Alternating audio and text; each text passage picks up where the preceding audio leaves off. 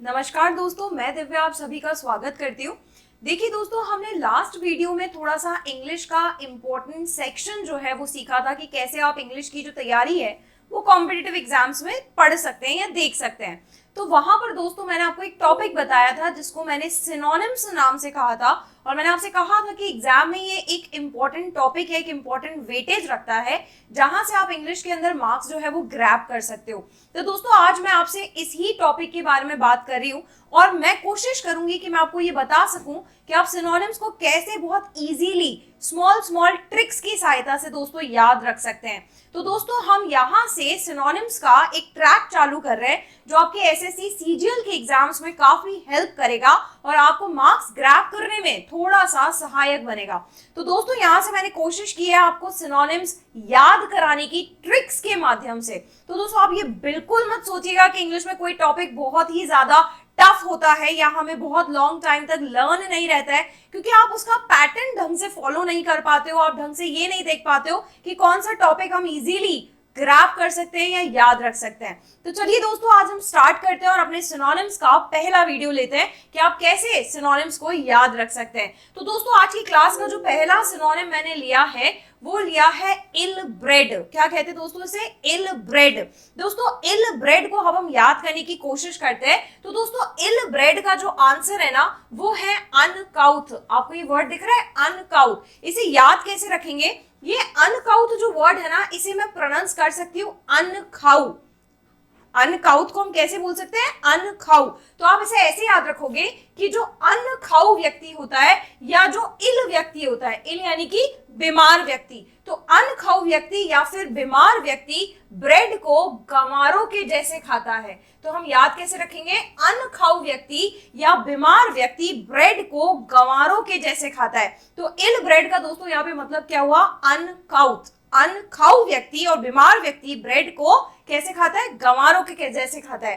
दोस्तों यहाँ पर एक वर्ड और लिखा है वेल ब्रेड। ये जो वेल ब्रेड है ना ये इल ब्रेड का एंटोनिम यानी कि विलोम शब्द कहलाया जाता है। यहाँ पर इल ब्रेड का मतलब मैंने आपको गंवार बताया है, तो अब आप ही सोचिए कि वेल ब्रेड का मतलब क्या होगा? सभ्य, यानी जिसमें क्या हो? मैनर्स हो। तो यहाँ पर आपको दो ऑप्शन दिख रहे हैं, एक वेल ब्रेड और एक मैनरली। ये दोनों वर्ड्स आपस में सिनोनिम है, वैसे ही जैसे अनकाउथ और इल ब्रेड आपस में सिनोनिम है। तो दोस्तों इस तरीके से आपके सिनोनिम्स के जो क्वेश्चंस है वो एग्जाम में पूछे जाते हैं। कई बार आपको सिनोनिम्स में हेल्प मिल जाएगी अगर आप एलिमिनेशन मेथड अप्लाई करेंगे। अगर आपको ये पता चल जाए ना कि वर्ड नेगेटिव है तो एटलीस्ट आप पॉजिटिव वाले जो वर्ड्स हैं वो काट करके और बाय एलिमिनेशन भी थोड़ा बहुत आंसर तक पहुंच सकते हैं। तो दोस्तों आपको याद हुआ इल ब्रेड। इल ब्रेड का मतलब क्या हुआ? अनकाउथ व्यक्ति। नेक्स्ट वर्ड हम लेते हैं। नेक्स्ट वर्ड दोस्तों लिखा है फ्रीलांस। क्या वर्ड लिखा है ये? फ्रीलांस। इस वर्ड को भी हम दो पार्ट में ब्रेक करें तो मुझे एक वर्ड नजर आ रहा है फ्री और एक वर्ड नजर आ रहा है लेंस। इसे हम कैसे याद रख सकते हैं? दोस्तों आप ही बताइए कि कोई व्यक्ति फ्री में कोई चीजें बांट रहा है तो इसका मतलब वो व्यक्ति कमाता है तभी वो चीजें फ्री में बांट पा रहा है। तो यहां से आप इसे ऐसे याद रखेंगे कि कोई फ्री के अंदर क्या बांट रहा है? लेंस बांट रहा है। कोई व्यक्ति फ्री में क्या बांट रहा है? लेंस बांट रहा है। और वो व्यक्ति फ्री में लेंस तभी बांट पा रहा है जब वो व्यक्ति क्या है? खुद सेल्फ एम्प्लॉयड है। सेल्फ एम्प्लॉयड यानी कि खुद कमाता है, तो खुद की कमाई से वो फ्री में क्या बांट रहा है? लेंस बांट रहा है। तो फ्री में लेंस कोई व्यक्ति कब बांट सकता है? जब वो व्यक्ति क्या हो? सेल्फ एम्प्लॉयड व्यक्ति हो। नेक्स्ट दोस्तों हम वर्ड लेते हैं। नेक्स्ट वर्ड है हिराल्डेड। क्या कहते हैं इसे? हिराल्डेड। इस वर्ड को भी हम दो पार्ट में ब्रेक कर रहे हैं। एक वर्ड यहाँ पर लिखा है हीरा और एक वर्ड यहाँ पर लिखा है डेड। तो आपको ऐसे याद रखना है हीरा के डेड होने की है ना घोषणा कर दी है। कैसे याद रखना है? हीरा के डेड होने की क्या कर दी है दोस्तों? घोषणा कर दी है। किसके डेड होने की? हीरा के डेड होने की क्या कर दी है? घोषणा कर दी है। तो हीरा के डेड होने की घोषणा, घोषणा को दोस्तों हम इंग्लिश में क्या कहते हैं? प्रोक्लेम्ड। तो यहाँ से हिराल्डेड का मतलब क्या हुआ दोस्तों? प्रोक्लेम। नेक्स्ट वर्ड लेते हैं। नेक्स्ट वर्ड यहाँ पर है डेट्रीमेंटल। क्या वर्ड लिखा है ये? डेट्रीमेंटल। इस वर्ड को भी हम तीन पार्ट में दोस्तों डिवाइड करते हैं। ये पहला वर्ड लिखा है डी।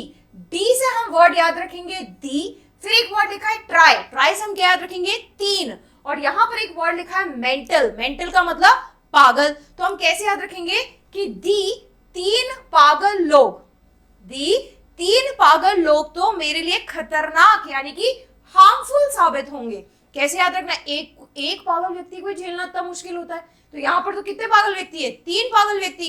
तो दी 3 पागल व्यक्ति झेलना मेरे लिए क्या है, हार्मफुल है, बहुत घातक है। नेक्स्ट वर्ड लेते हैं दोस्तों, नेक्स्ट वर्ड है इंडिग्नेशन। क्या वर्ड है ये, इंडिग्नेशन। इस वर्ड को भी मैंने रुक रुक के इसलिए बोला क्योंकि आपको इसे इसी तरीके से 3 पार्ट में तोड़ना है। 3 पार्ट में तोड़ने से ये वर्ड क्या बना, इन, डिग और नेशन। डिग का मतलब दोस्तों होता है खोदना, इन का मतलब अंदर, नेशन का मतलब राष्ट्र। तो हम इसे कैसे याद रखेंगे, ऐसा व्यक्ति जो गुस्से से भरा हुआ है, ऐसा व्यक्ति जो गुस्से से भरा हुआ है वो देश को अंदर ही अंदर से क्या करता जाता है, खोदता जाता है। तो अंदर ही अंदर से देश को कौन खोदता है, वो व्यक्ति खोदता है जो उसमें क्या भरा हुआ है, एंगर व्यक्त भरा हुआ है। तो एंगर से भरा व्यक्ति अंदर ही अंदर से देश को क्या करता रहता है, खोदता रहता है।